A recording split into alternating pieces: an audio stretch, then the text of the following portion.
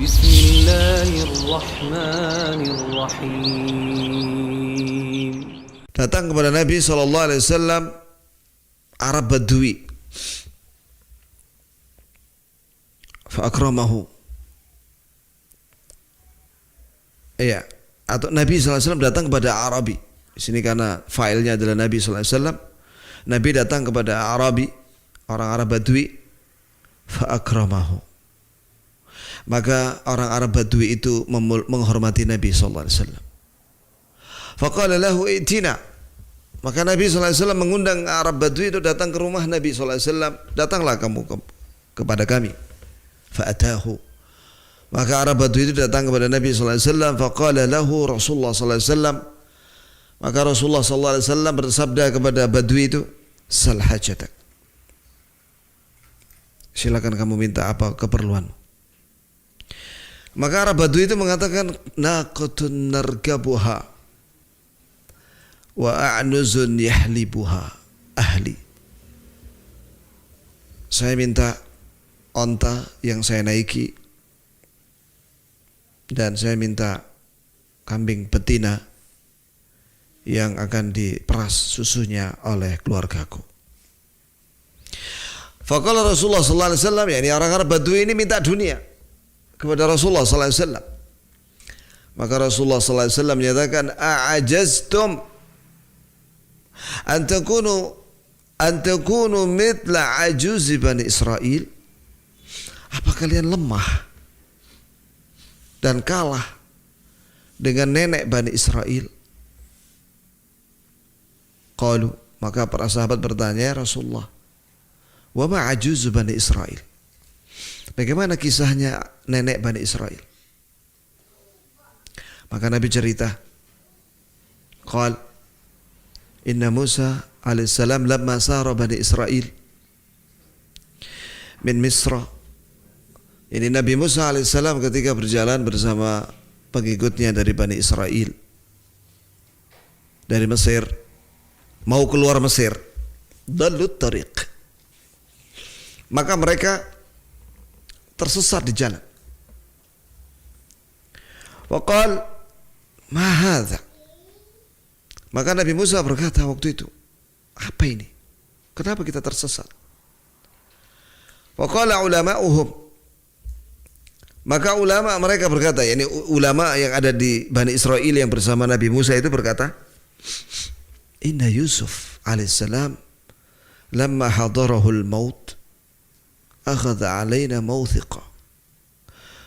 Kata ulama Bani Israel itu kepada Nabi Musa bahwa Nabi Yusuf alaihissalam ketika menjelang wafat mengambil perjanjian kepada kita min Allah, dan itu perintah Allah, alla nakhrujan min Misra, bahwa kita tidak boleh keluar dari Mesir hatta nankula idhamahu ma'ana, sehingga kita harus membawa jasadnya Nabi Yusuf keluar dari Mesir bersama kita. Ya. Qala, maka Nabi Musa berkata, faman ya'lamu mawdi'a qabrih. Siapa yang mengetahui tempat kuburnya Nabi Yusuf? Qalu ajuzun min Bani Israel. Ada seorang nenek dari Bani Israel, dia tahu posisi kuburan itu. Faba'atha ilaiha. Maka Nabi Musa mengirim satu orang untuk menemuinya. Fa'atathu. Maka nenek itu mendatangi Nabi Musa. Faqala, maka Nabi Musa berkata kepada nenek itu, dullini ala qabri Yusuf. Tunjukkanlah kepadaku, wahai nenek, di mana posisi kuburnya Nabi Yusuf. Qalat. Maka nenek itu menjawab, hatta tu'tiyani hukmi. Yani kau beri untukku syarat untukku yang harus kau penuhi, wahai Musa, wahai Nabi Musa. Qala wa ma hukmuk? Yani apa hukummu? Yani apa syarat yang kau ingin minta? Kata nenek itu, akunu ma'aka fil jannah. Saya harus bersamamu di surga. Masya Allah. Masya Allah. Yani nenek itu minta syarat. Saya ingin menemanimu di surga. Fakariha an yu'tiha dzalik. Awalnya Nabi Musa tidak mau memberi syarat itu karena belum tahu bagaimana kondisi wanita ini. Fa'auhallah ilaih. Maka Allah memberikan wahyu kepada Nabi Musa an a'tiha hukmaha. Beri dia hukum syaratnya. Hukumnya dia. Ya, ini permintaan dia turuti. Allah kabulkan. Ya, ini Allah kabulkan jika dia melakukan, maka keinginannya akan terpenuhi, yaitu akan masuk surga bersama Nabi Musa pada hari kiamat. Fantalaqat bihim. Maka pergilah nenek ini bersama rombongan Nabi Musa ila buhairatin, ke danau kecil, maudhi' mustanqa'i ma. Di situ ada genangan air. Ternyata di situ di bawahnya ada kuburnya Nabi Yusuf. Faqalat, maka nenek itu berkata, andibu hadzal ma, keluarkan air ini. Fa'andabuhu, maka dikeluarkanlah air itu. Faqalat ihtafiru, galilah di bawah itu. Fahtafaru, maka digalilah tanah itu. Fastakhraju 'idhama Yusuf, maka dikeluarkanlah jasadnya Nabi Yusuf masih utuh. Karena memang ada hadis Allah mengharamkan kepada bumi, pada tanah, untuk memakan jasadnya para nabi dan para rasul. Sehingga jasadnya Nabi Yusuf utuh, dikeluarkan utuh. Falamma aqalluha ilal ard, ketika mereka letakkan di tanah, wa idza tariq mithla daw'in nahar, tiba-tiba jalan itu seperti terangnya matahari, terangnya siang hari. Ya, ini mereka tidak tersesat. Setelah itu dibawalah jasadnya Nabi Yusuf oleh Nabi Musa beserta Bani Israel keluar dari Mesir. Pelajaran daripada hadis ini yang berkaitan dengan bab bahwa Nabi SAW ya, ketika kedatangan tamu Arab Badui tadi, mintalah, kamu minta apa, saya kasih. Ternyata dia keinginannya dunia, minta onta dan kambing. Maka Nabi mengatakan, masa kalian kalah dengan nenek Bani Israel? Dia minta kepada Nabi Musa untuk menemaninya di surga.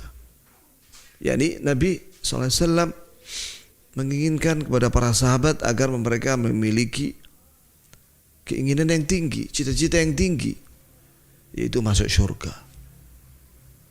Wallahi ya ikhwan, menemani Nabi Musa di surga, itu surga Firdaus. Karena semua para nabi dan rasul di surga Firdaus. Suatu keinginan yang tinggi dari seorang nenek.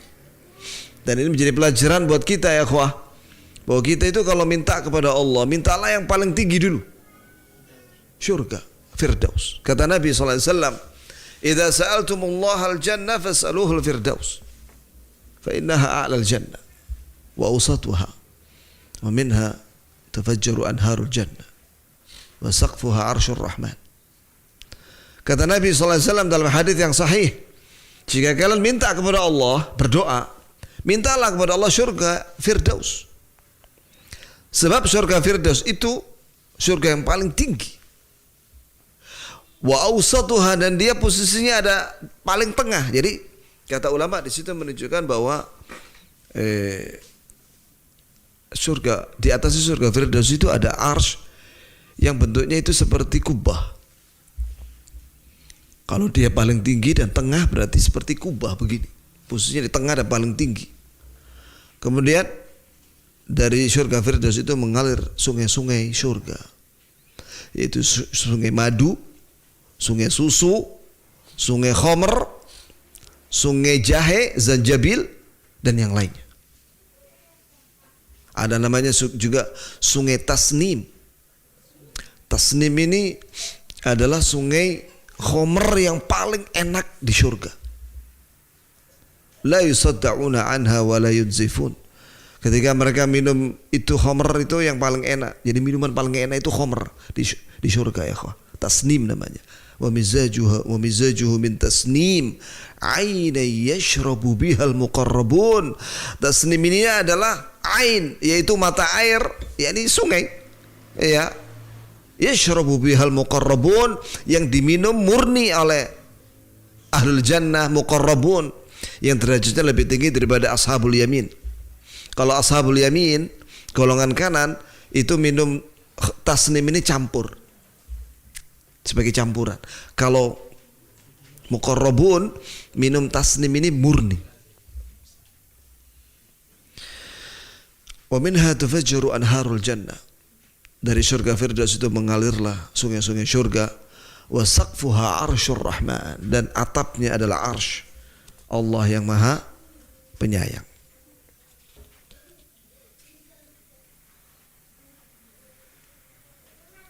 Di sini juga terkandung faedah penting ya ikhwah, bahwa Nabi SAW itu akhlaknya paling baik. Yani beliau itu orang yang sangat dermawan. Ketika ada tamu ini, ya ditawari, kamu minta apa? Ya, ini adalah kalimat menunjukkan bahwa beliau seorang yang sangat dermawan. Kemudian juga faedah daripada hadis ini, bahwasanya Nabi Musa alaihissalam, ini kaitannya penjelasan dari Syekh Saleh Al-Syekh. Jadi Bani Israel ini ya kawan adalah pengikutnya Nabi Musa. Bani Israel ini adalah Bani Yakub. Kenapa Yakub dinamakan Israel? Karena Israel itu artinya Abdullah dalam bahasa Arab. Artinya hamba Allah yang taat. Sehingga keturunan Yakub, anaknya itu ada 12 anak laki-laki. Ya, itulah yang dimaksud dengan Bani. Anak-anak Yakub, yaitu Israel. Dan semua anak-anaknya ini nabi. Nabi. Ada yang jadi rasul, yaitu Nabi Yusuf. Kita tahu bahwa Bani Israel tidak semuanya soleh, ya kan? Sekarang Bani Israel apa agamanya? Yahudi. Sebagian lagi Nasara. Sebagian Yahudi. Artinya apa? Kalau ada umat Islam ya melakukan maksiat seperti yang sekarang kejadian di Saudi Arabia, itu banyak sekali. Sekarang sudah mulai ada konser-konser musik di Jeddah, ada artis-artis datang sampai nyetop jalan.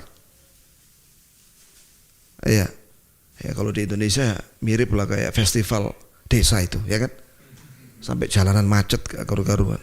Saya pikir apa festival desa? Istrinya arah-arahan truk isinya speaker gede, nyetel dangdut Pak Banter. Oh itu toh, ya. Dan lain-lain acaranya, maksiat pokoknya. Ya. Jadi gimana? Kata Syekh Saleh Al-Syekh bahwa apabila antum mendapati kemaksiatan di masyarakat antum, lihatlah dari dua sisi. Yang pertama dari takdir. Ya. Tidak terjadi apapun di dunia ini kecuali dengan kehendak Allah. Dan itu termasuk min af'alillah, perbuatan Allah Subhanahu wa taala. Artinya itu sudah ditakdirkan oleh Allah Azza wa Jalla. Bahkan ada yang lebih berat daripada itu, yaitu apa? Daripada konser musik, yaitu kesyirikan Bani Israel. Tertera dalam Al-Quran kisah Bani Israel. Ya, itu kisah Bani Israel dalam surat Al-Baqarah dan Ali Imran lengkap ya. Kita bisa mengetahui bagaimana karakter dan perilaku dan pokoknya mereka itu sudah banyak mendapatkan nikmat dari Allah tapi mereka kufur nikmat.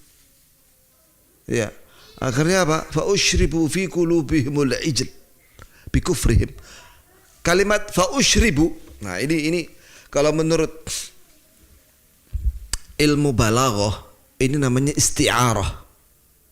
Jadi begini, Allah mengumpamakan kecintaan orang Bani Israel terhadap penyembahan sapi seperti cintanya seorang yang haus dengan minuman.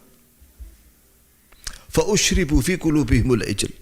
Diminumkan kepada mereka cinta kepada penyembahan sapi. Kenapa? Bikufrihim. Karena kufur mereka dengan nikmat yang Allah beri kepada mereka. Banyak sekali kenikmatan yang Allah beri kepada Bani Israel. Ya, termasuk kita ini ikhwan di Indonesia ini, kita ini nikmati banyak sekali wallah. Dulu di zamannya Imam Ahmad, kita tahu semua Imam Ahmad itu siapa? Murid Imam Syafi'i. Dia yang ngarang buku Musnad Ahmad 30.000 jilid 30.000 hadis. Yang sekarang ditahqiq oleh Imam Ahmad Syakir, segini besarnya kitab itu. Ya. Itu di zaman beliau selama 30 bulan beliau disiksa. Dikebukin sama Al-Gojo gara-gara dia bertahan mengatakan Quran itu kalamullah bukan makhluk. Kita alhamdulillah di Indonesia ini mengamalkan sunnah, nggak terlarang, ya kan Pak? Nikmat. Mari kita syukuri.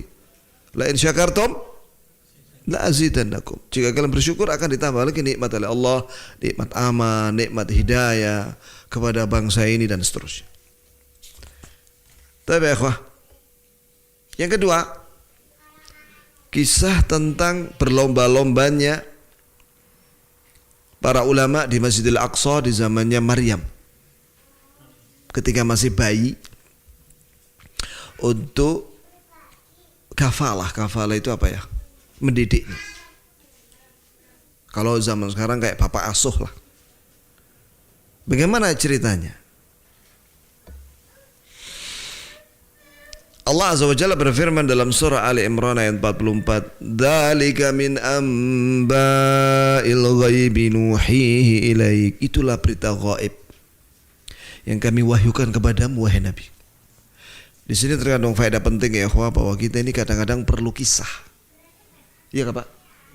Kita ini perlu kisah. Bahkan dalam Al-Quran ada surat namanya Al-Qasas. Kisah-kisah. Jadi kisah-kisah yang diberitakan oleh Allah Azza wa Jalla, apakah itu para nabi, para rasul, atau orang soleh, itu bukan sekedar dongeng, tapi itu banyak pelajaran yang bisa kita ambil manfaatnya untuk kita. Minimal ketika Allah Azza wa Jalla ketika memberitakan tentang memuliakan ahli tauhid, ahli ittiba', ahli tauhid yang bertauhid, ahli ittiba' yang mengikuti para nabi dan rasul, mereka diselamatkan oleh Allah dunia akhirat. Maka kalau kita ingin mulia dan selamat, ikuti Nabi, ikuti Nabi Muhammad SAW. Begitu pula sebaliknya, kisah tentang azab terhadap siapa? Fir'aun, kaum Nuh alaihissalam, kaum Ad, kaumnya Nabi Hud alaihissalam, kaum Thamud, kaumnya Nabi Saleh alaihissalam, kaum Lot. Itu pelajaran buat kita bahwa kita jangan kafir, jangan ingkar, jangan mendustakan Allah dan Rasul. Karena mereka itu yang disiksa itu karena itu sebabnya. Walhamdulillahilladzi hadana lil Islam. Segala puji bagi Allah yang beri hidayah kita kepada Islam. Alhamdulillah. Taib. Bagaimana kisah tentang Maryam ini? Istrinya Imran. Imran ini siapa? Ya bapaknya Maryam. Namanya Hinnah. Dia sudah tua dan waktu itu belum punya anak. Belum hamil. Ya, sama sekali. Termasuk Maryam belum waktu itu. Maryam kan putrinya. Belum, waktu itu belum hamil. Hinnah ini istrinya Imran. Maka istrinya Imran ini melihat seekor burung, ya saya langsung terjemahkan aja ya, karena kalau kita baca bahasa Arabnya kelamaan nanti. Melihat burung yang melahirkan anaknya. Seketika itu dia bernadar kepada Allah. Istrinya Imran ini bernadar. Sebagaimana dalam Al-Quran, Rabbi inni nadartu laka ma fi batni muharrara fataqabbal minni innaka antas sami'ul alim. Wahai Rabbku, aku bernadar. Aku nazar kalau kau beri aku anak, aku akan jadikan anakku nanti muharrara. Muharrara itu khidmah di Masjidil Aqsa. Khidmah itu ya dia akan membantu ibadah di sana. Apakah itu adzan atau imam atau ceramah atau apa saja. Pokoknya dia di situ ibadahnya di Masjidil Aqsa dan membantu Bani Israel di sana. Fataqabbal minni, Allah terimalah nazarku ini. Innaka antas samiul alim, sesungguhnya engkau maha mendengar dan maha mengetahui.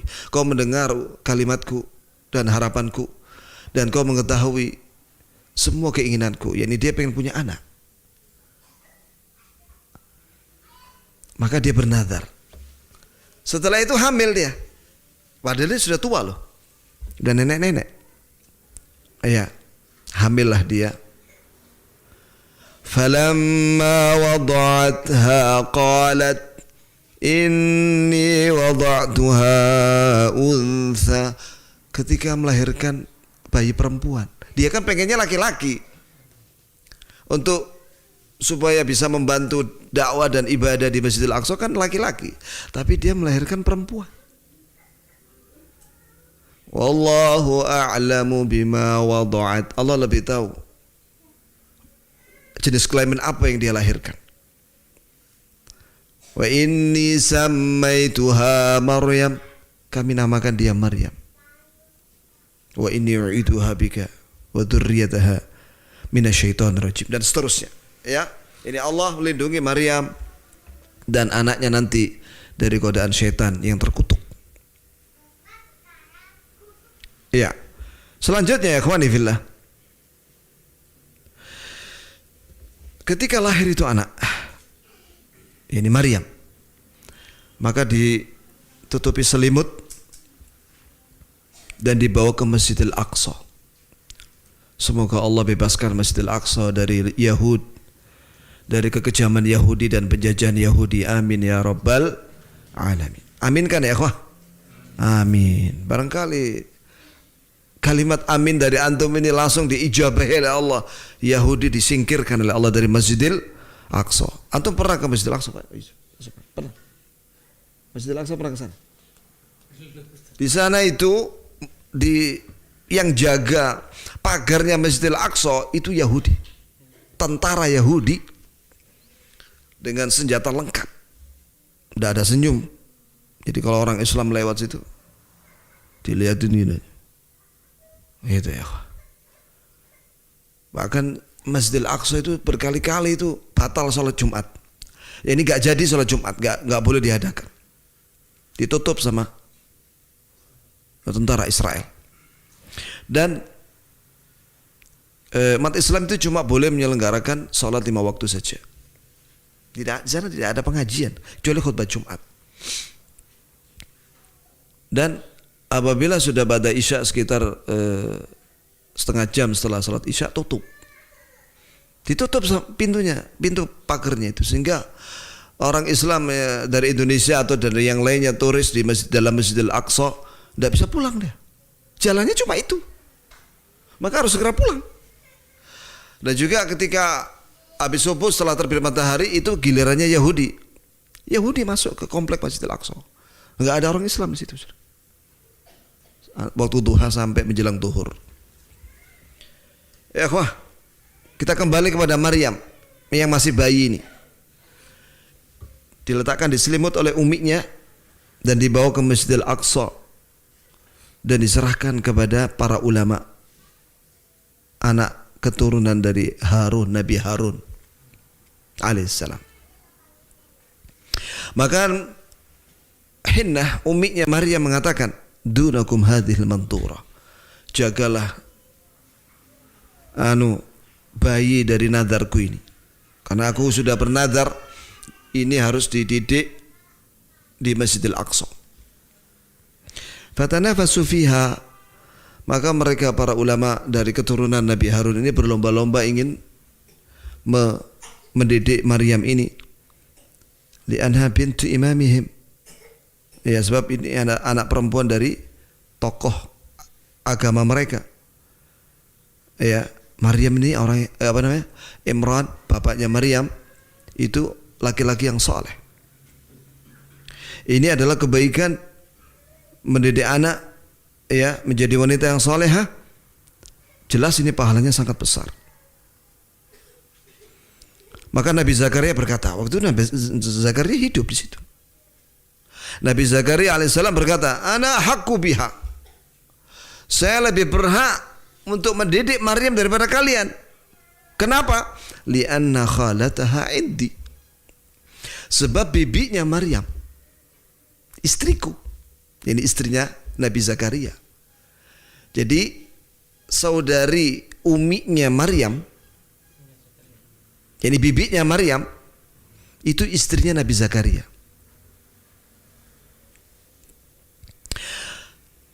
Singkat cerita, maka Nabi Zakaria bikin mihrab di atas di tanah dataran tinggi dekat nyambung dengan Masjidil Aqsa.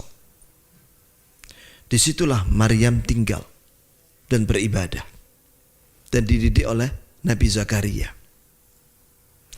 Yang masyhur dalam surat Al Imran, kullama dakhala 'alaiha Zakaria al-mihrab wajada 'indaha rizqa. Qala ya Maryam anna laki hadha? Qalat huwa min 'indillah. Innallaha yarzuqu man yasha' bighairi hisab. Setiap Nabi Zakaria menemui Maryam di mihrab, wajada 'indaha rizqa, dia mendapati di mihrab itu tempat ibadah bagi wanita. Kata Syekh Abu Bakar Jabir Al-Jazairi ketika mengomentari ayat ini, saya dengar langsung di Masjid Nabawi waktu itu. Beliau mengatakan begini, di sini diambil faedah sunnahnya, sediakanlah tempat sholat untuk wanita di rumah. Bahkan jadi sediakan satu kamar gitu loh untuk ibadahnya wanita di rumah. Sebab wanita itu afdolnya sholatnya di mana? Di rumah. Jadi jangan semua dijadikan kamar untuk tidur, satu kamar lagi untuk fitness, satu kamar lagi untuk golf, satu kamar lagi. Tapi kamar untuk sholat tidak ada. Sediakanlah satu kamar untuk ibadah. Kalau laki-laki sholat sunnah, ya, sholat tahajud dan sholat sunnah nafilah. Kalau perempuan sholat wajib di situ. Ya, akhwah. Baik. Kemudian didapati ada buah-buahan. Jadi di mihrabnya Maryam, tempat dia beribadah di situ, didapati buah-buahan, kata Ibnu Katsir, dan ini sahih riwayat ini. Itu buah-buahan musim panas, padahal waktu itu sedang musim dingin. Allah kasih kepada Maryam buah-buahan musim panas, padahal waktu itu sedang musim dingin. Ya, kok musim dingin kalau di Masjidil Aqsa, di Syam, di Palestina, turun salju ya, kok. Ini bulan Desember, Januari ini. Kalau antum pergi ke sana ke Masjidil Aqsa, turun salju. Ya. Kemudian dan buah-buahan musim dingin padahal sedang musim panas. Allahu Akbar. Setiap hari Allah kirim di situ, di mihrabnya Maryam. Setelah tahu itu Nabi Zakaria berdoa. Maryam menjawab, qalat huwa min indillah. Berkata Maryam, ini dari Allah. Masya Allah. Coba lihat ilmunya Maryam ya, didikannya Nabi Zakaria. Ketika ditanya, dari mana kau dapatkan ini nikmat, buah-buahan ini? Langsung jawabannya Pak, disandarkan kepada Allah. Huwa min indillah. Allahu Akbar. Karena yang maha memberi yang pertama Allah. Yang memudahkan segala nikmat itu sampai kepada kita itu Allah. Ya akhwah. Kemudian saat itulah Nabi Zakaria berdoa. Hunalika da'a Zakaria rabbah qala rabbi habli min ladunka dzurriyyatan thayyibah innaka sami'ud du'a. Saat itulah Nabi Zakaria berdoa. Kenapa dia berdoa? Kata Ibnu Katsir, karena dia mengetahui bahwa Allah memberi kepada seseorang yang soleh, yakni dalam hal ini adalah Maryam, sesuatu yang mustahil. Buat manusia mustahil. Buah-buahan musim panas, padahal sedang musim dingin. Allah kasih. Sedangkan Nabi Zakaria belum punya anak. Istrinya mandul. Maka dia minta anak. Rabbi habli min ladunka dzurriyyatan thayyibah. Wahai Rabbku, berilah aku anak yang baik, yang soleh. Innaka sami'ud du'a. Kau mau mendengar doaku. Maka Allah kasih anak Yahya. Hamil istrinya, padahal udah nenek-nenek. Mandul lagi. Pelajaran daripada kisah ini ya akhwah, yang berkaitan dengan bab itu berlomba-lombanya ulama Bani Israel dari keturunan Nabi Harun ingin mendidik Maryam. Karena ini kesempatan. Ya. Yang mungkin tidak ada lagi kesempatan. Dan ini pahalanya sangat besar mendidik anak perempuan. Kalau dalam hadis disebutkan barang siapa yang dikarunia anak dua, anak perempuan, dan dia didik sampai besar dan jadi wanita yang soleha, kemudian dinikahkan dengan laki-laki yang soleh, ya maka dia mendapatkan syurga dari Allah Subhanahu wa taala. Ya. Dalam riwayat disebutkan an-nisa au yani al-banatu mu'nisat. Yaitu anak-anak perempuan itu adalah mu'nisat. Itu manusia-manusia yang lembut dan jinak. Maksudnya apa? Hendaklah kau didik anak perempuanmu itu dengan penuh kasih sayang. Sebab mereka itu adalah makhluk yang diciptakan oleh Allah yang lemah lembut. Jangan dikasari. Kemudian faedah daripada kisah ini, ikhwani fillah, barakallahu lana wa lakum. Salah satu sebab seseorang diberi oleh Allah anak atau yang lainnya adalah apabila dia bernadar. Ini salah satu sebab. Jadi ada orang misalnya nggak punya anak, lama nikah udah nggak 10 tahun nggak punya anak, coba nadar. Sebagaimana uminya Maryam bernadar. Kalimatnya bagaimana? Ya ucapkan, ya Allah aku nazar kepadamu, jika kau beri aku anak, saya akan begini. Ya. Kisah yang ketiga, yaitu kisah burung hud-hud dengan Nabi Sulaiman, yang dengan berita dari burung hud-hud akhirnya Allah Azza wa Jalla menyelamatkan umat dari api neraka, yaitu negeri Saba yang dipimpin oleh Ratu Balqis. Walaupun sebenarnya nama Ratu Balqis ini tidak ada satupun dalilnya di Quran dan hadis. Cuma itu diucapkan oleh ahli sejarah. Tapi nggak ada dalilnya. Dalam hadis itu Nabi tidak pernah menyebut namanya itu Ratu Balqis. Tapi masyhur di kalangan ahli sejarah. Demikian penjelasan penulis. Bagaimana kisah burung hud-hud? Yang insya Allah kita bisa ambil faedahnya. Allah Azza wa Jalla berfirman dalam surah Naml ayat 20 sampai 24. Wa tafaqqatat tayr. Nabi Sulaiman kehilangan burung, yakni burung hud-hud. Ya ini lama dia nggak muncul. Ada beberapa waktu dia nggak muncul. Maka faqala. Maka Nabi Sulaiman berkata, "Ma liya la aral hudhud?" Kenapa beberapa waktu ini saya nggak melihat burung hudhud? Ya ikhwani, bahwa Nabi Sulaiman adalah seorang nabi dan rasul yang diberi oleh Allah Azza wa Jalla kenikmatan yang tidak diberikan kepada nabi yang lain. Di antaranya apa? Wah, dia bisa berbicara dengan hewan. Dia paham itu kalimat yang diucapkan oleh hewan, termasuk semut. Jadi pada waktu mau sholat istisqa, Nabi Sulaiman sholat istisqa minta hujan, tiba-tiba kok mendung. Terus dia mendengar doanya seekor semut yang sedang melumah begini, sedang menengadahkan tangannya ke atas. Semut di bawah, semut kecil, dan semut itu berdoa minta hujan. Masa kita kalah sama dengan semut ya ikhwah? Semut aja minta hujan.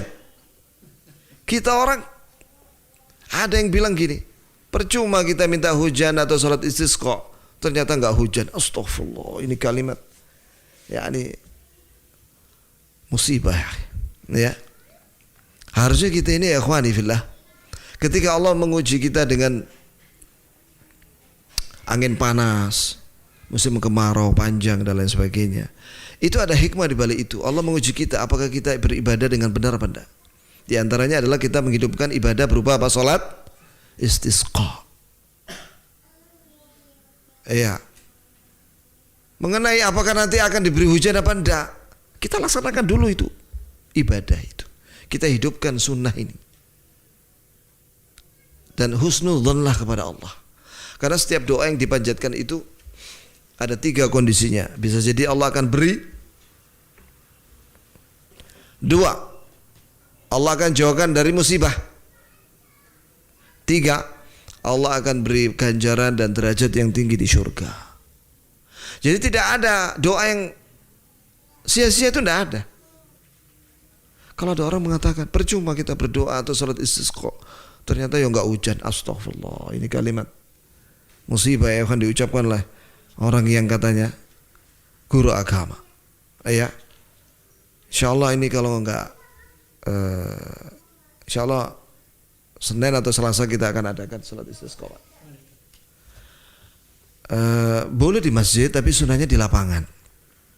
Dulu kita pernah salat istisqa itu di lapangan Masjid As-Salam. Ya, nanti kita minta salah satu masjid ke hubungi takmir, kita bisa salat di lapangan. Waktunya ba'da isya.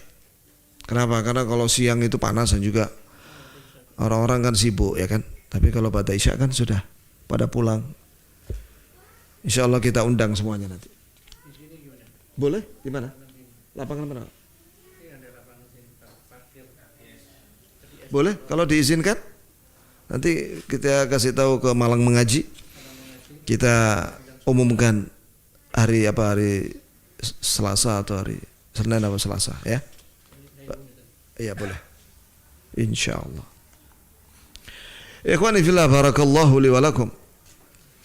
Kalau di Saudi Arabia itu salat istisqa itu di masjid-masjid.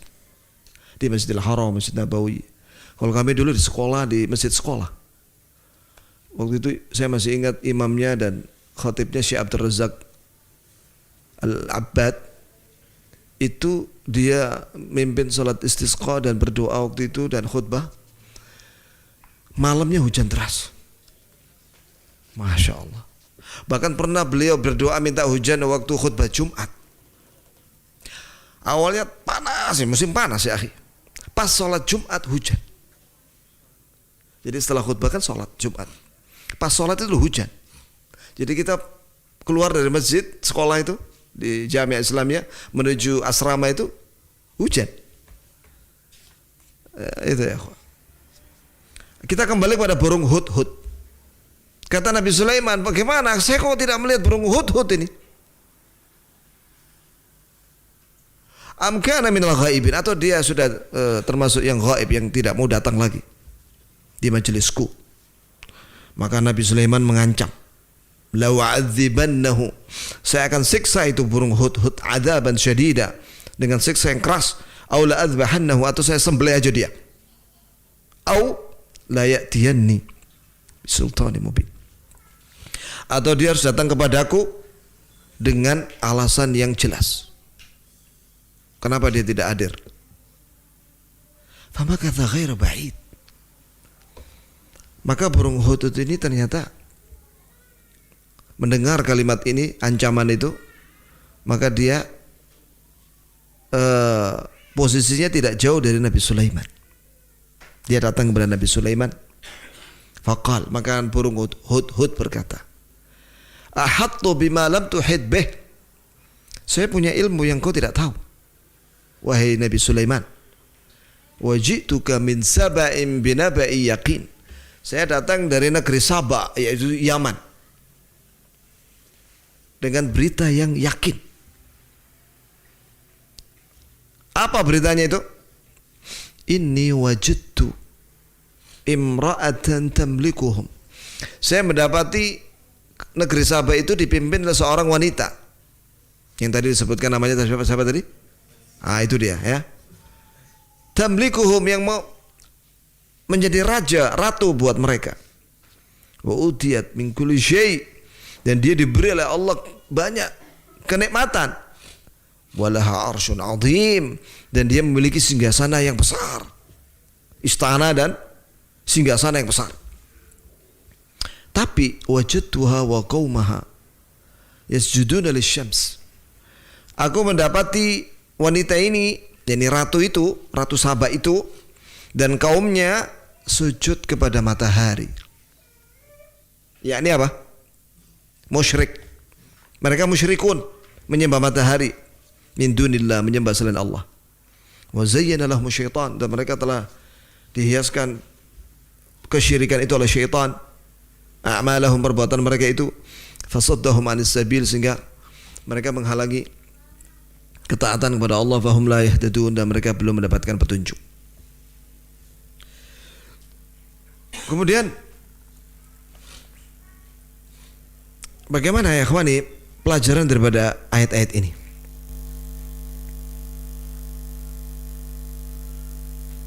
Ya, yang pertama, jangan meremehkan dakwah, walaupun satu kalimat disampaikan atau dalam bentuk tulisan. Ya, barangkali Allah memberikan manfaat yang luas kepada orang lain yang antum tidak tahu. Itu ya ikhwah. Contohnya burung hudhud. Masa kita kalah sama burung hudhud? Burung hudhud itu burung yang kecil ya ikhwah. Antum bisa klik lah di internet, di Google itu, bagaimana gambarnya burung hudhud, ada di situ. Ya, jelas otaknya burung hudhud lebih kecil daripada otak manusia. Masa kita kalah sama burung hudhud? Dia menyampaikan suatu berita yang sangat berharga kepada Nabi Sulaiman. Kenapa? Karena dia tahu bahwa Nabi Sulaiman itu sangat tidak senang ada kesyirikan di muka bumi. Pokoknya kalau ada kesyirikan, meradang dia, marah dia. Dia akan dakwai atau perang sampai habis itu yang namanya kesyirikan. Makanya ya kawan, itu juga Nabi kita seperti itu, Nabi Muhammad. Nabi Muhammad SAW tidak senang ada dua, yakni ada agama selain Islam di Jazirah Islamiyah Arabiyah, Jazirah Arab maksudnya. Makanya di Saudi Arabia itu tidak ada gereja, apalagi pura, apalagi yang lainnya. Saumah, tempat peribadatannya Yahudi, tidak ada. Kalau duta besar kafir itu kalau ibadah mereka di kamar-kamar mereka, ada di rumah-rumah dinas mereka. Tidak disediakan gereja, nggak boleh ada gereja. Tidak ada IMB untuk gereja di Jazirah Arabiyah Islamiyah. Begitu ya ikhwah. Dan juga Nabi kita Muhammad SAW ketika menaklukkan kota Mekah dapat berita bahwa di Yaman itu ada sekelompok orang menyembah Dzil Khalisah, berhala namanya Dzil Khalisah. Dzil Khalisah ini ada sadanah, yaitu dibangunkanlah di situ rumah. Di situ ada berhala, terus dibangunkan rumah di situ tempat peribadatan. Maka Nabi SAW menyatakan siapa yang mau menghancurkan 4 berhala Dzil Khalisah. Maka seorang sahabat, saya kalau lupa namanya, kalau nggak salah Jarir, saya ya Rasulullah, saya akan mimpin pasukan. Kemudian diikuti oleh pasukan dari Qabilah Ahmas. Karena suku Ahmas ini terkenal penunggang kuda yang hebat. Penunggang kuda yang hebat. Maka bergeraklah 150 pasukan dipimpin oleh sahabat ini dan berhasil menghancurkan rata berhala Dzil Khalisah. Setelah itu pulanglah kepada Nabi dan memberitakan peristiwa itu. Maka Nabi mendoakan berkah, Allahumma barik li Ahmas wa khailiha, Allahumma barik li Ahmas wa khailiha 5 kali. Bahkan dalam satu riwayat 7 kali Nabi mendoakan berkah untuk suku Ahmas dan kuda-kuda mereka. Kenapa? Jadi saking senengnya, karena kesyirikan sudah hilang. Karena akhir cerita daripada kisah ini, burung hudhud, Ratu Balkis masuk Islam. Masuk Islam. Begitu pula kaumnya. Dengan sebab berita dari burung hudhud, yang mungkin orang meremehkan berita itu. Iya, ternyata Allah beri hidayah umat negeri Sabak. Ikhwani fillah, barangkali dengan dakwah ini di rumah Pak Subhan ini, ya, menjadi sebab umat mendapatkan banyak hidayah. Karena tugas seorang dai itu hanya menyampaikan, ya, tidak ada paksaan. Ya kan Pak? Wa ma'alika ilal balagh al-mubin, tidaklah tugasmu kecuali menyampaikan saja. Adapun yang memberi hidayah hati manusia, Allah. Fadzakir innama anta mudzakkir lasta alaihim bimusaitir. Berilah peringatan manusia. Kau hanya memberi peringatan. Kau tidak bisa maksa. Apakah Pak Subhan pernah maksa antum harus datang? Kalau enggak, kan tidak pernah Pak ya. Tapi dengan undangan yang indah. Kadang dibuat bikin poster, kadang-kadang cuma tulisan tok. Hadirilah. Tidak ada paksaan. Alhamdulillah. Barakallahu li wa lakum jami'ah.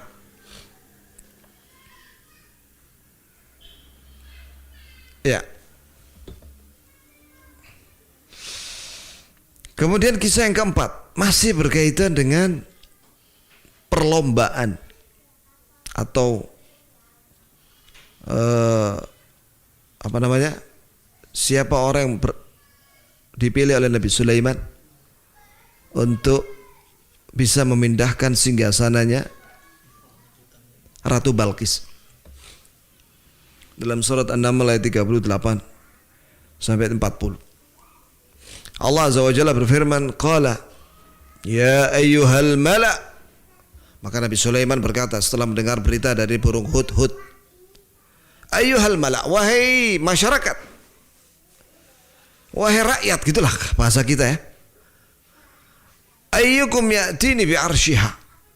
Siapa di antara kalian yang bisa mendatangkan singgasananya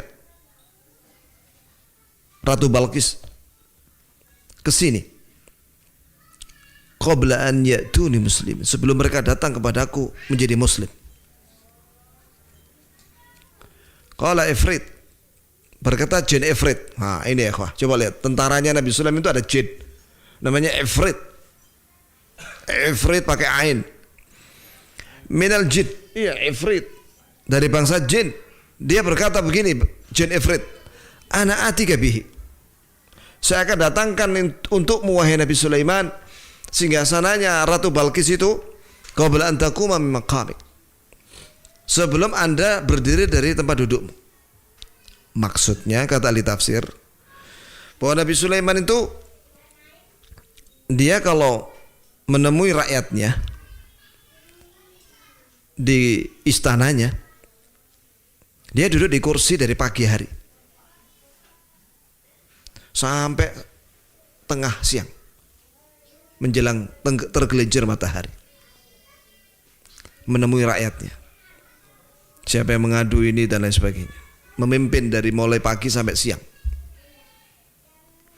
Ketika zawal, tergelincir matahari ke arah barat, duhur, maka beliau berdiri dari kursinya untuk sholat dan lain sebagainya. Saya akan pindahkan sebelum tengah hari, gitu maksudnya. Ini alaihi laqawiyyun amin. Kata jin ifrit, saya ini kuat dan saya ini terpercaya. Nah, ini dia bersegera ngomong seperti itu, berlomba-lomba saya supaya dipilih sebagai makhluk yang bisa berjasa melaksanakan perintah Nabi Sulaiman. Minum dulu ya akhi. Bismillah.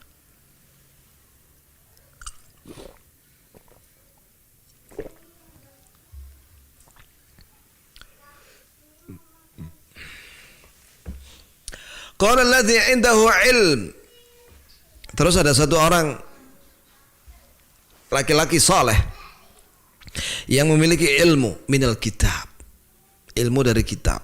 Maksudnya ilmu dari kitab di sini adalah ilmu tentang asmaullahil a'dzam. Ini dia orang yang mujabud da'wah, dikabulkan doanya oleh Allah. Kenapa? Karena dia punya ilmu tentang nama Allah yang paling agung. Dia orang soleh dan dia doanya mudah dikabulkan oleh Allah dan dia berilmu. Nama Allah yang paling agung itu seperti ya Hayyu ya Qayyum ya Dzal Jalali wal Ikram. Nama Allah yang paling agung itu ya Allah ya Rahman. Nama Allah yang paling agung itu diantaranya adalah Allahumma inni as'aluka bi anni asyhadu annaka antallah la ilaha illa antal ahadus samad alladzi lam yalid wa lam yulad wa lam yakul lahu kufuwan ahad. Itu nama Allah yang paling agung. Alladzi idza du'iya bihi ajab.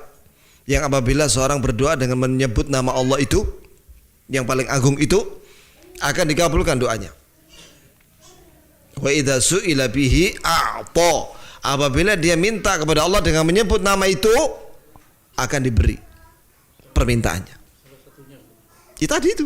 Ya Hayyu ya Qayyum ya Dzal Jalali wal Ikram. Kemudian ya Allah. Kemudian ya Rahman. Qul idzu Allah aw idzu Rahman.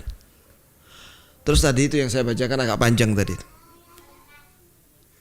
Ada lagi Allahumma inni as'aluka bi anna lakal hamdu la ilaha illa anta wahdaka la syarika lak al-mannan ya badi'as samawati wal ardi ya dzal jalali wal ikram ya hayyu ya qayyum. Itu ada dalam Hisnul Muslim. Ya kawan, saya anjurkan antum beli buku saku zikir namanya Hisnul Muslim. Warnanya merah. Masuk saku. Itu lengkap ya kawan. Untuk zikir dari mulai bangun tidur sampai tidur lagi. Ya. Apa kata orang soleh yang punya ilmu ini? Minal kitab, dari wahyu kitab. Ana atika bihi. Kata dia kepada Nabi Sulaiman, saya akan datangkan singgasananya Ratu Balqis ini qabla an yartadda ilaika tarfuk. Sebelum matamu berkedip. Ya kan, berkedip maksudnya beberapa detik aja, kurang dari 1 detik. Dia mendatangkan itu singgasana sebelum, yakni sebelum 1 detik. Karena orang kalau kedip ini, di sini kata penulis bahwa manusia normalnya kalau dalam 1 menit itu biasanya dia berkedip berapa kali? 12 kali. Dihitung sama dia. Normalnya manusia berkedip dalam 1 menit 12 kali. Iya. Normalnya begitu. Tapi ada juga yang karena dia baca dia nggak berkedip. Enggak, maksudnya normal. Ya, karena kalau orang nggak berkedip, lelah matanya. Coba ada orang melek aja gini akhi. Selama 1 jam. Sepet matanya ya. Wa huwa hasir. Sepet matanya. Capek, kelelahan mata itu kalau nggak berkedip. Kata orang ini, saya akan datangkan singgasananya Ratu Balkis itu sebelum matamu berkedip. Dan terjadilah itu. Allah pindahkan itu. Allah yang pindahkan karena dia berdoa. Dan dia dikabulkan doanya. Setelah itu Nabi Sulaiman berkata, falamma ra'ahu mustaqirran indahu, ketika Nabi Sulaiman melihat singgasana itu ada di depannya, qala hadza min fadli rabbi, maka Nabi Sulaiman berkata, ini adalah pemberian dari Rabbku, liyabluwani, agar Allah mengujiku, ashkur am akfur, apakah saya bersyukur dengan nikmat ini atau saya kufur nikmat. Wa man syakar, barang siapa yang bersyukur atas semua nikmat, fa innama yashkuru li nafsih, sesungguhnya akibat baik daripada syukur itu kembali kepada pelakunya. Wa man kafar fa inna rabbi ghaniyyun karim, barang siapa yang kufur nikmat, sesungguhnya Rabbku maha kaya dengan mutlak, yakni tidak kena bahaya daripada kufur nikmat itu. Allah tidak tersakiti dengan kufur nikmat dari orang-orang yang kufur nikmat. Tapi akibat buruk daripada kufur nikmat kembali kepada orang itu sendiri. Dan Allah Karim, Allah itu maha pemurah, maha dermawan. Pelajaran daripada kisah ini ikhwah, bahwa umatnya Nabi Sulaiman, sebagaimana kisah-kisah tadi ya, apalagi sahabat, masya Allah ya ikhwah, mereka itu orang-orang salafus saleh, orang-orang yang saleh dahulu itu cirinya adalah mereka itu berlomba dalam kebaikan. Mengapa ya ikhwah? Karena mereka ingin mengumpulkan pahala sebanyak-banyaknya, termasuk berlomba. Ketika Nabi Sulaiman mengumumkan itu, siapa yang bisa memindahkan, maka orang berlomba-lomba. Iya.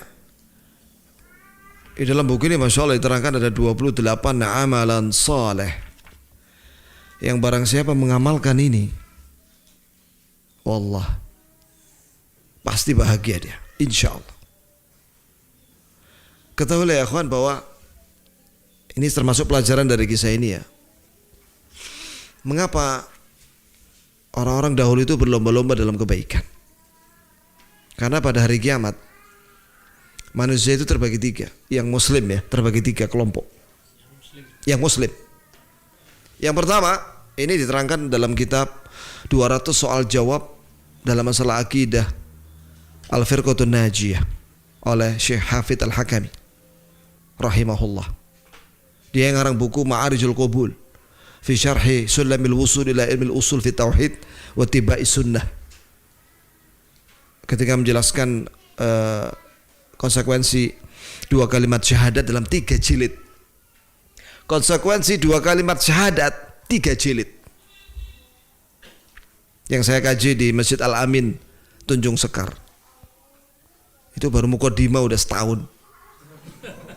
Ikhwani fillah, di dalam buku itu diterangkan oleh Syekh Hafidz Al-Hakami bahwa orang Islam pada hari kiamat terbagi 3.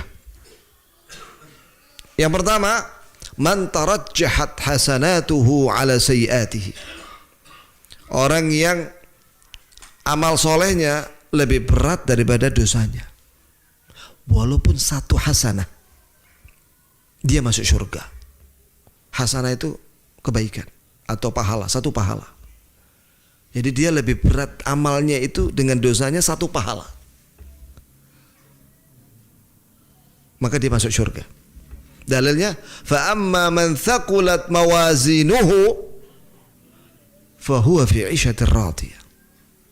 Adapun orang yang lebih berat timbangan amal solehnya daripada dosanya, walaupun satu pahala, apalagi lebih daripada satu pahala, fahuwa fi 'ishatir radiyah, maka dia berada pada kehidupan yang penuh ridha.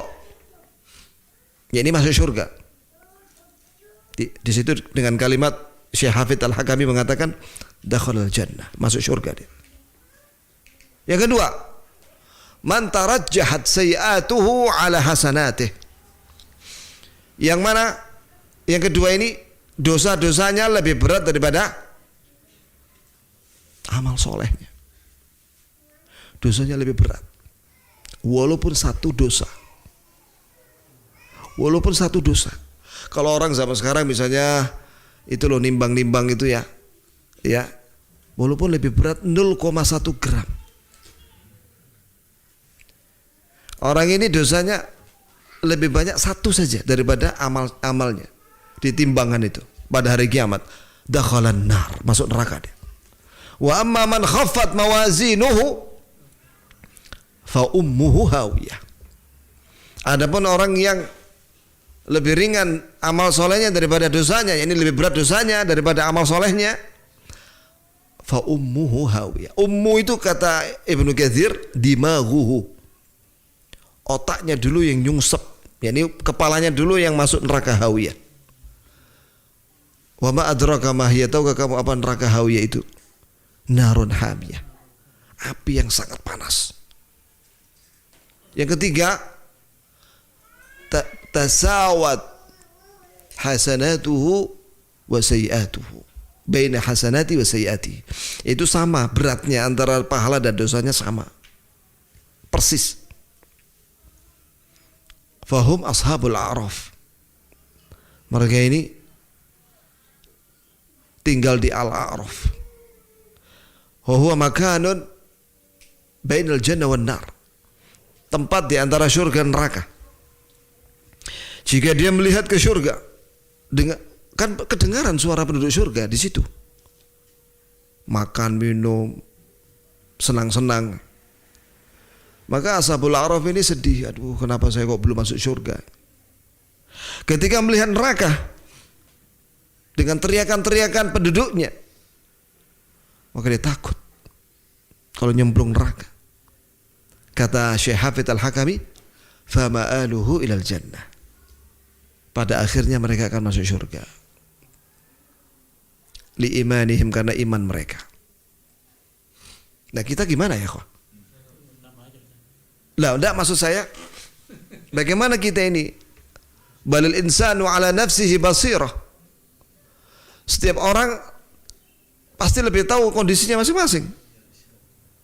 Walau alqa ma'adzir, walaupun dia banyak udzur, walaupun dia banyak mengeluarkan alasan, tapi dia lebih tahu berapa yang lebih banyak amalnya ini, dia atau amal solehnya atau dosa.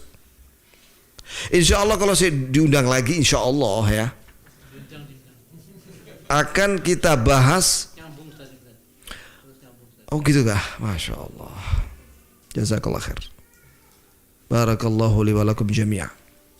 Tentang amalan-amalan yang sedikit tapi pahalanya besar sampai miliaran. Saya kasih tahu satu aja ya, satu aja nih. Hah? Dari 28. Lah kita kan lagi membahas kisah ini. Kalau itu babnya lain lagi. Di buku ini juga, yaitu mendoakan ampunan untuk orang Islam. Yaitu mengucapkan Allahumma gfirli wali walidayya walil muslimin wal muslimat wal mu'minin wal mu'minat al ahya'i minhum wal amwat. Ya kalau enggak hafal bahasa Arabnya, bahasa Indonesia lah. Ya Allah, ampunilah saya, ampunilah kedua orang tua saya, dan ampunilah orang Islam laki perempuan, orang mukmin laki perempuan yang hidup dan yang sudah mati. Apa kata Nabi tentang keutamaan doa ini?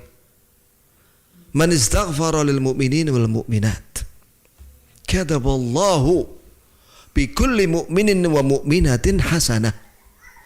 Barang siapa yang mendoakan ampunan untuk orang muslim laki perempuan, mukmin laki perempuan semuanya didoakan ampunan, maka Allah akan beri dia pahala sebanyak jumlah orang Islam dari mulai Nabi Adam sampai hari kiamat. Berapa jumlahnya? Miliaran ya akhi, miliaran. Jadi kalau antum ingin mendapatkan pahala miliaran dalam beberapa detik, doakanlah kaum muslimin dan muslimat. Allahumma ighfir lil muslimin wal muslimat wal mu'minin wal mu'minat al ahya'i minhum wal amwat, maka akan mendapatkan miliaran pahala. Pada saat di hari kiamat, seseorang akan datang kepada uminya, bapaknya, sahabatnya, istrinya, anaknya untuk minta satu pahala, enggak dikasih. Yauma yafirrul mar'u min akhihi, pada hari kiamat seorang lari dari saudara kandungnya, wa ummihi wa abih.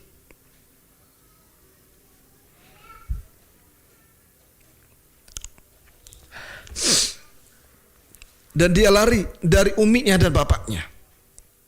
Ya, kata Ibnu Katsir, seorang akan menemui bapak ibunya pada hari kiamat, atau saudara kandungnya, atau istrinya, wa sahibatihi wa banih, dan istrinya dan anaknya. Minta apa? Minta pahala satu saja, enggak dapat. Minta satu kebaikan enggak dapat ya. Fala ansaba bainahum yawma idzi wa la yatasaalun. Pada hari kiamat tidak ada lagi nasab, dan orang saling minta tidak dikabulkan. Itu ya ikhwah. Likulli imri'in minhum yawma idzin sya'nu yughni. Pada hari itu setiap orang sibuk dengan urusan masing-masing. Ya. Jadi mumpung kita di dunia ini, kita manfaatkan detik-detik, menit, jam, siang malam untuk beramal soleh. Ya, insya Allah di lain kesempatan kita akan bahas tentang amalan-amalan soleh yang lainnya yang sedikit tapi memiliki pahala yang sangat besar, dan itu menjadi keselamatan kita di dunia maupun di akhirat. Masih dikasih waktu berapa lagi kita ya akhi? 5 menit lagi. Ayo 5 menit lagi. Oh iya. Iya. Terus faedah daripada kisah Nabi Sulaiman dengan rakyatnya, itu kan sudah disampaikan tadi bahwa dengan sebab itu, dengan sebab berita dari burung hudhud tadi, setelah itu Nabi Sulaiman menindaklanjuti, karena beliau seorang yang sangat marah dengan kemungkaran, apalagi dengan kesyirikan. Maka dengan sebab itu diumumkanlah siapa yang bisa memindahkan singgasananya Ratu Balqis itu. Akhirnya dengan sebab itu mereka masuk Islam, Ratu Balqis masuk Islam, ya, dan juga rakyat negeri Sabak masuk Islam. Ya, begitu pula ya ikhwani fillah, ada sebuah hadis, man dalla ala khairin ka fa'ilih.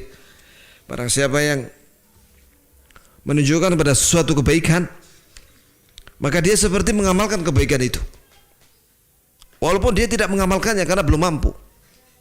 Misalnya ada orang mengajak ayo berangkat haji.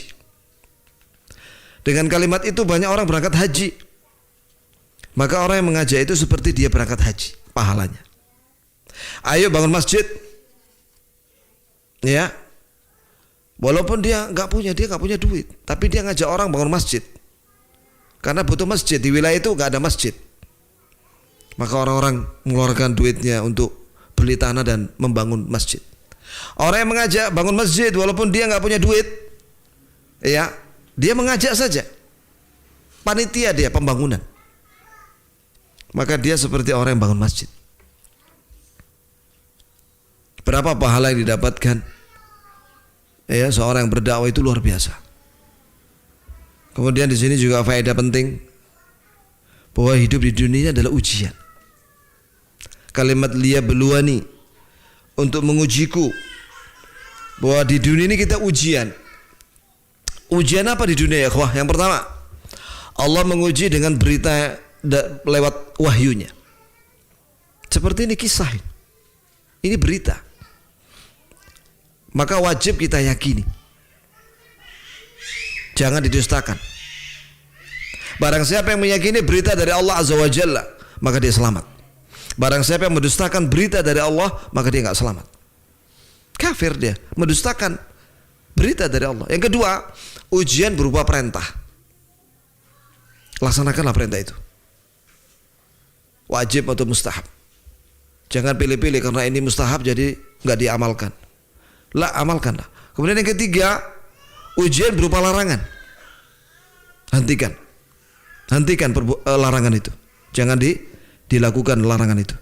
Yang keempat, ujian berupa nikmat. Syukuri. Disyukuri. Yang kelima, ujian berupa musibah. Sabarlah. Demikianlah ya ikhwani fillah, faedah-faedah penting daripada kisah-kisah ini. Ini baru kisah yang keempat. Insya Allah bersambung.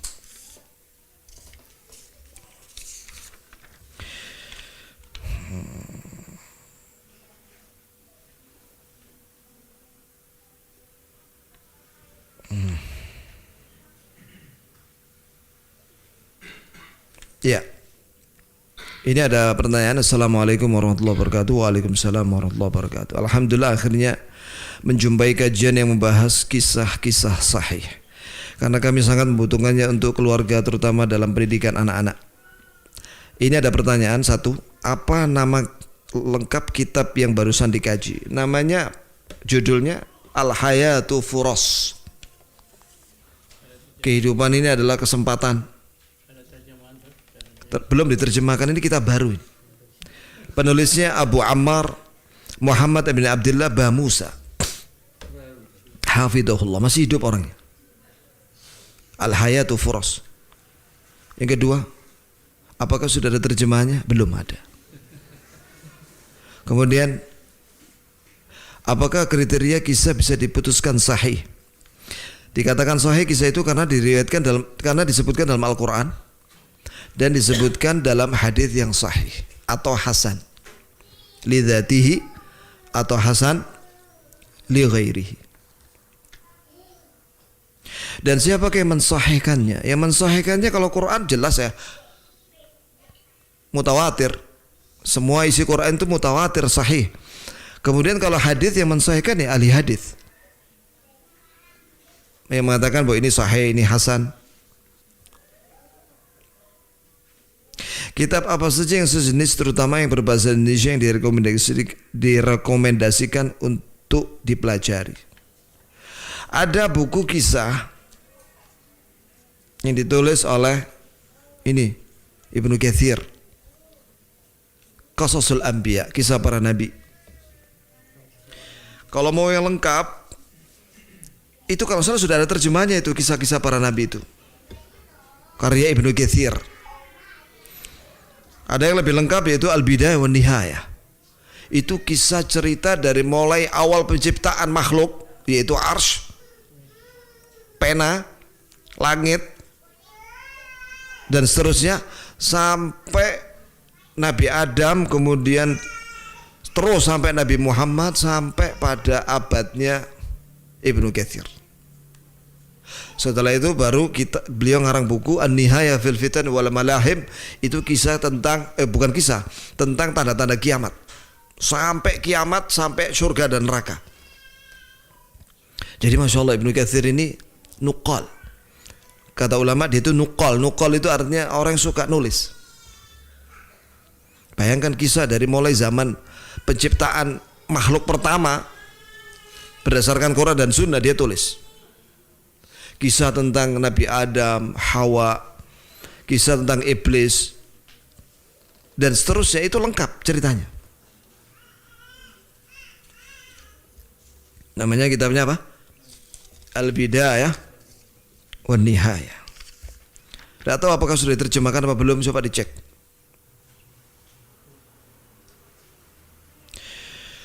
Ini ada pertanyaan, orang-orang sufi menyebutkan bahwa tawakal tidak menuntut adanya ikhtiar.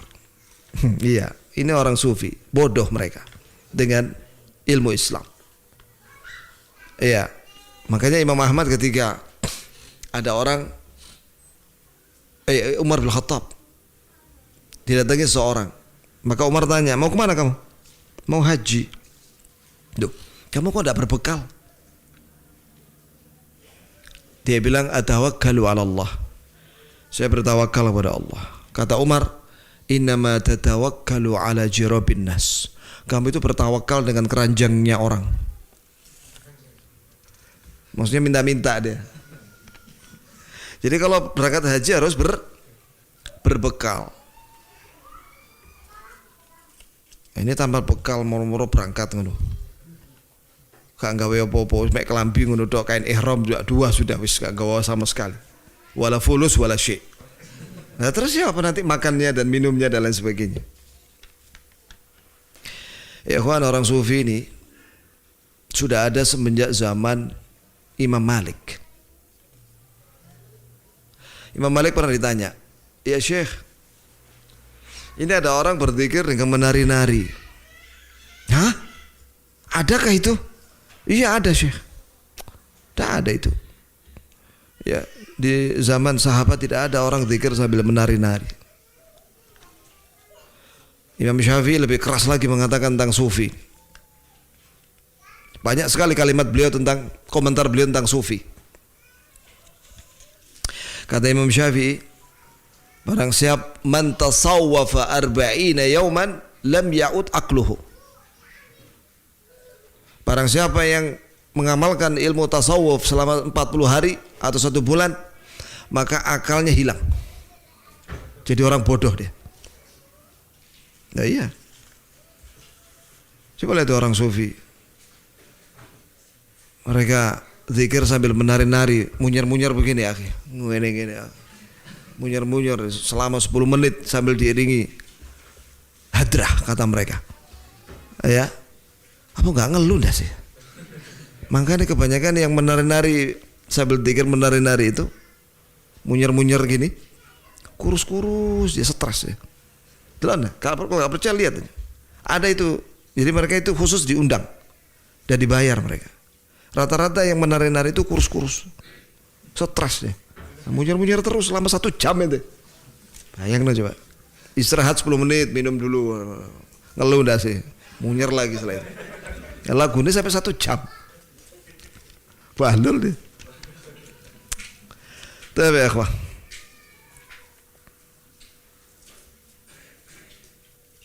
Nah, ini alasannya ini dia. Kan Allah memberikan Maryam makanan tanpa ikhtiar. Ada ikhtiarnya. Doa.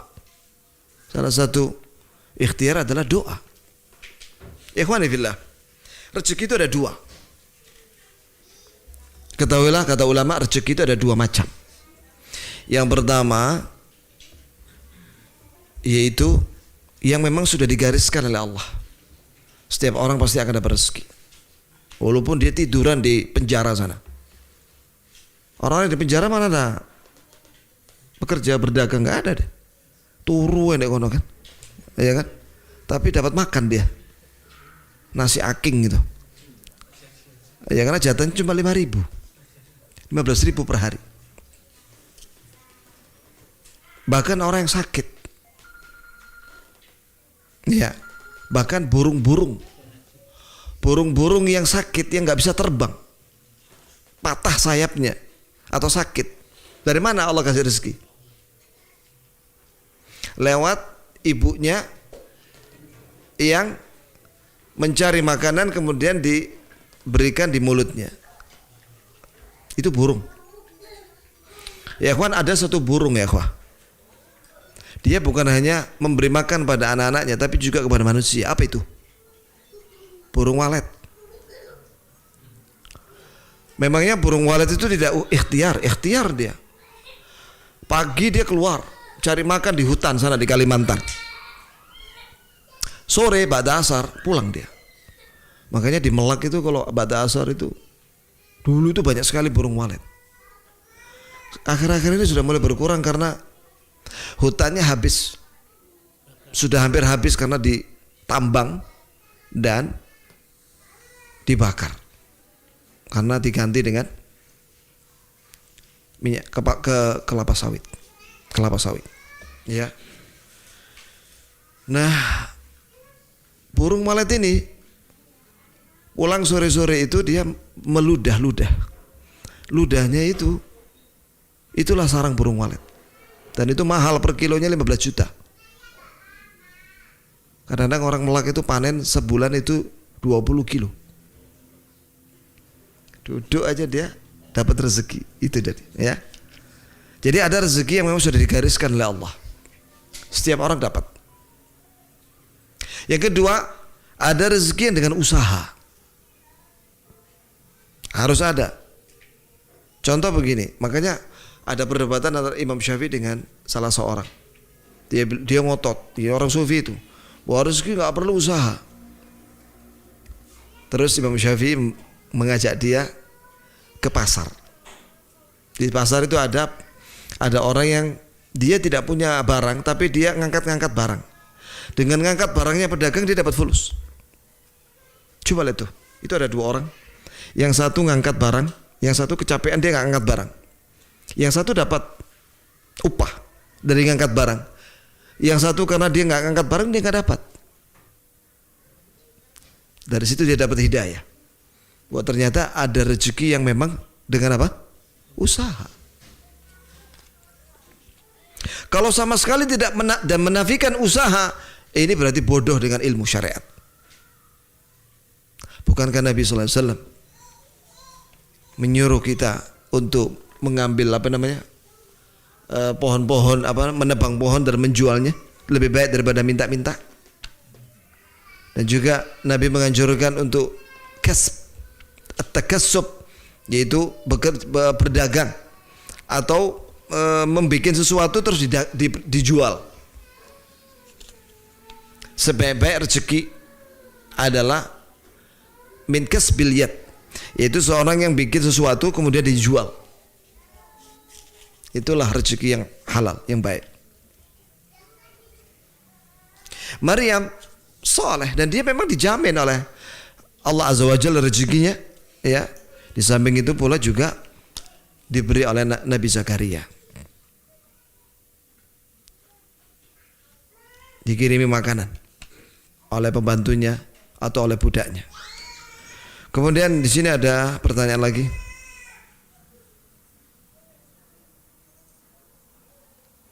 Apakah dalam surat At-Tin, di akhir surat At-Tin kita disunahkan untuk menjawab sesuatu? Alaihissallahu bi ahkamil hakimin.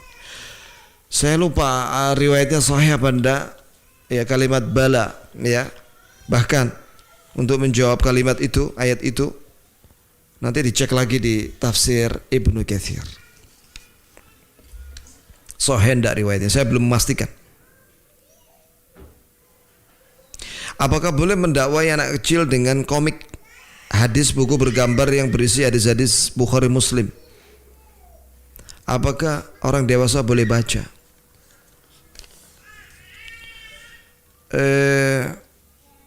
Mengenai gambar ya kawan, gambar itu ada dua, ada yang boleh, ada yang tidak boleh. Yang tidak boleh ada tiga, yang boleh cuma satu. Ini fatwa dari Syekh Ibn Utsaimin, karena Rasulullah SAW menyatakan la'anallahu al-musawwirin, Allah melaknat tukang gambar. Inna asyaddan nasi 'adzaban yaumal qiyamah al-musawwirun. Orang yang paling keras siksanya pada hari kiamat, disiksa tukang gambar. Nah sekarang bagaimana penjelasan tentang gambar ini? Yang pertama yang diharamkan adalah bikin patung. Bikin patung manusia dan hewan. Karena ini jelas menandingi ciptaan Allah. Alladzina yudahi'una khalqallah, orang-orang yang meniru-niru ciptaan Allah. Maka kata Syekh Ibn Utsaimin, bikin patung manusia dan hewan ini terancam dengan semua hadis tentang larangan menggambar. Jelas ya, Pak? Dan juga Nabi SAW menyatakan, ahyu ma khalaqtu. Allah berfirman pada hari kiamat kepada orang yang membuat patung manusia dan hewan, hidupkan apa yang kamu bikin. Dia nggak bisa kan? Dia nggak bisa menghidupkan, maka dia disiksa dengan siksaan yang paling keras pada hari kiamat. Yang kedua, melukis di atas kanvas atau kertas atau apa saja. Melukis apa di situ? Manusia dan hewan. Kalau melukis selain manusia dan hewan boleh, kata Ibnu Abbas, karena tidak bernyawa. Nah sekarang, kenapa itu dilarang? Walaupun ada sebagian ulama yang membolehkan, karena itu bukan meniru ciptaan Allah. Karena yang meniru ciptaan Allah itu adalah bikin patung. Kalau melukis itu kan tidak ada dimensinya. Ya ini tidak seperti patung. Dia cuma kertas gitu saja. Tapi yang rajih kata Syekh Ibnu Utsaimin, nggak boleh. Melukis manusia dan hewan itu nggak boleh. Terancam. Ini pendapat yang paling kuat. Kata beliau. Ya karena dia berusaha dengan tangannya melukis wajah manusia, tangan dan semuanya. Dan juga karena hadis Nabi kepada Ali bin Abi Thalib, jangan kau biarkan gambar kecuali kamu hilangkan kepalanya. Nah itu dia menggambar ada kepalanya, manusia dan hewan. Maka melukis manusia dan hewan tidak boleh. Yang ketiga, dengan menggunakan kamera atau kodak. Bahasa Malangnya kodak. Walaupun itu nama merek tapi jadi ya itu populer. Itu yang alat begini ya, ikhwah. Itu juga ada khilaf di antara ulama. Yang rajih tidak boleh. Terancam dengan ada larangan menggambar. Yang keempat, oh ya sebentar, kalau yang tadi itu kodak itu karena dia akan cetak dan lain sebagainya. Sama itu dengan melukis tadi itu. Ada usaha untuk mencetaknya dan lain sebagainya. Yang keempat yaitu dengan HP. Nah ini yang dibolehkan kata Syekh. Kenapa? Beliau mengatakan begini. Karena itu cuma dipencet gini aja. Ya, hati anak kecil pun bisa. Bahkan dalam kegelapan pun bisa. Iya kan? Jadi dia bukan meniru ciptaan Allah. Dia hanya memindahkan saja gambar yang ada di luar, pemandangan yang ada di luar ke dalam HP-nya dengan peralatan HP-nya itu. Wallahu a'lam. Tapi sebaiknya untuk kehati-hatian, kita jangan suka kirim-kirim gambar kita. Ada pembahasan masalah mata dengki itu ya, itu bahayanya mata dengki itu. Ada seorang share rumahnya dan rumahnya. Dia punya rumah divideokan, kemudian disebar di Facebook. Beberapa hari kemudian terbakar semua rumahnya. Kena ain, mata yang dengki. Makanya kata Ibnu Qayyim, jika antum melihat suatu kenikmatan yang ada pada dirimu atau orang lain, ucapkanlah masya Allah la quwata illa billah. Nah sedangkan antum men-share kenikmatan di Facebook atau Instagram atau yang lainnya, itu orang mana ada mengucapkan masya Allah la quwata illa billah. Yang lihat ada orang kafir, ada tukang sihir, ada dukun dan lain sebagainya. Ada yang men-share anaknya, ganteng anaknya bayi, besoknya sakit anaknya. Maka jangan suka menyebarkan kenikmatan. Fa inna sahibi nikmatin mahsudu, kata ulama, orang yang punya nikmat itu didengki. Iya. Maka jangan suka pamer kekayaan. Banyak orang dengki nanti. Dengki macam-macam, ada yang keras, merampok. Ada orang pamer ngitung duit. Duit dihitung, divideokan, disebarkan di internet. Malamnya dirampok dia. Ya kan? Maka jangan suka pamer kenikmatan. Sembunyikanlah kenikmatan. Begitu pula kalau antum punya keinginan proyek apa saja, sembunyikan dulu. Jangan disebar-sebarin. bil kitman. Yani kalau ingin punya keinginan, sembunyikan dulu. Jangan banyak cerita dulu. Sembunyikan dulu, jalani dulu. Begitu ya. Nah, mengenai buku-buku bergambar manusia dan hewan di dalam buku-buku ya sama, nggak boleh sebenarnya. Apalagi itu gambarnya Nabi Muhammad SAW atau para sahabat. Ya, itu ya. Sebaiknya nggak usah bergambar. Kecuali kalau gambar selain manusia dan hewan tidak apa-apa. Selain manusia dan hewan.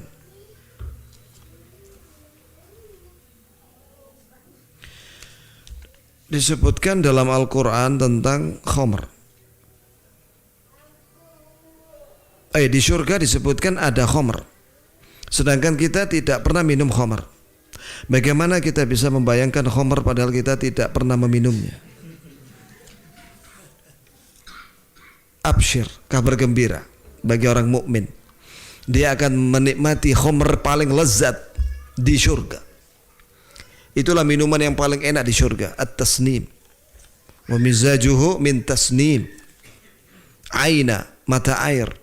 Tasnim min khamr ini yashrabu bihal muqarrabun. Allahu Akbar. Ya. La yusaddauna anha wa la yunzifun. Allah mensifati bahwa khamr yang lezat itu di surga itu tidak bikin pening kepala orang yang minum dan tidak mual perutnya. Tapi khamr di dunia, apalagi miras oplosan dicampur dengan spiritus, obat nyamuk, apalagi metanol, ya, dan alkohol 80%. Wah, akhirnya, ini saya baca itu ya, di berita itu kan diterangkan itu miras oplosan itu macam-macam itu yang bikin orang mati itu. Wah, akhirnya mati dia. Acara festival desa di Tunggul Wulung, ya, malamnya mereka pesta miras oplosan, mati 4 orang. Ya, naudzubillah min dzalik. Bahkan yang sponsornya ini Wak Kaji katanya. Astagfirullah, Wak Kaji, tobatlah kepada Allah. Ya, jangan meremehkan berbuat maksiat. Habis sudah. Alhamdulillah. Kalau sudah tidak ada lagi pertanyaan, ya kita tutup dengan kafaratul majlis. Subhanakallahumma bihamdik, asyhadu an la ilaha illa anta astaghfiruka wa atubu ilaik.